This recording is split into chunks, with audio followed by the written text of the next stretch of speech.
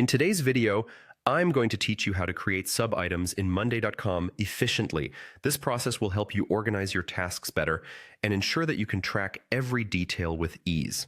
Whether you're a beginner or just need a refresher, this guide will walk you through each step clearly. So, let's get started. First, you'll need to head over to Monday.com in your web browser. Once there, click on the Login button, which you'll find in the top right corner of the page. Make sure you have your credentials handy, or if you prefer, you can log in using your Google account to streamline the process. Just click on the Google option and select your account from the list. This method is quick, seamless, and saves you the hassle of remembering another password. After you've logged in, direct your attention to the left panel. Here you will see your boards listed. Select the board you want to work on by clicking on it.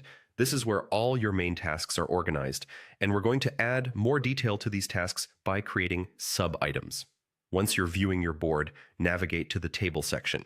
This section outlines all your current projects, tasks, and relevant details. Next, identify the item you'd like to break down further into sub-items. Hover over this item to reveal a drop-down arrow on the right. Clicking on this drop-down will show you the option to add a sub-item. When you click on the option to create a sub-item, you'll see a space where you can type in the title. Make sure your title is clear and concise, something that will make the sub-item easy to identify at a glance. This is particularly useful when managing multiple sub-items, as it allows you to quickly know what each one is about.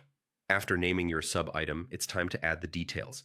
This could be anything from specific task deadlines, responsible team members, or any particular notes that relate to this task. The more details you provide, the easier it will be to track progress and ensure nothing slips through the cracks. Once your sub-item is all set up, click on the status column. You can update it to reflect the current progress of this sub-item, such as not started by in progress or completed. This visual cue is incredibly helpful for both you and your team to understand at a glance how things are moving along. Finally, to tie it all together, click on Show Summary on Parent Item. This feature offers a snapshot of your sub-item's progress on the main item itself, making it easier to keep track of everything without diving deep into each sub-item repeatedly. And that's it. You've successfully created a sub-item in Monday.com. This method not only helps manage your workload better, but also enhances collaboration with your team. Thanks for watching, and be sure to try this out for a more organized workflow.